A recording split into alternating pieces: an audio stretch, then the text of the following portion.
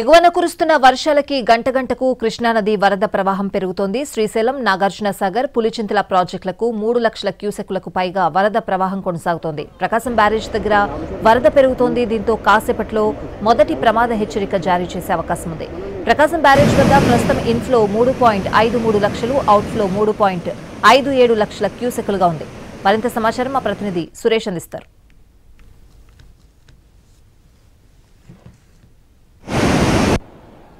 గంట గంటకు కృష్ణానది వరద ఉధృతి పెరుగుతుంది.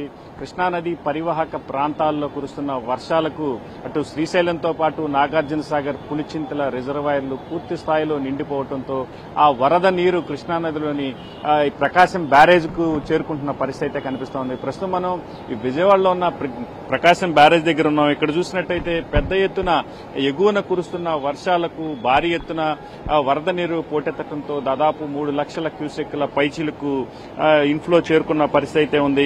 మధ్యాహ్నం వరకు దాదాపు 5 లక్షలకు పైగా క్యూసెక్కుల నీరు ఇక్కడికి చేరుకునే అవకాశం ఉన్న నేపథ్యంలో అధికార యంత్రాంగం మొత్తం అప్రమత్తమైన పరిస్థితి అయితే కనిపిస్తుంది. మొదటి హెచ్చరిక జారీ చేసే అవకాశం అయితే పూర్తి స్థాయిలో ఉన్న నేపథ్యంలో అటు లంక ప్రాంతాల గ్రామాల ప్రజలను కూడా అప్రమత్తంగా ఉండాలని అధికార యంత్రాంగం సూచనలు చేసింది. ఈ ప్రభావిత ప్రాంతాల్లో కూడా ప్రజలు అప్రమత్తంగా ఉండాలని ఎప్పటికప్పుడు వారికి సెల్ ఫోన్ల ద్వారా ప్రమాద హెచ్చరికలను కూడా జారీ చేస్తున్న పరిస్థితి అయితే ఉంది.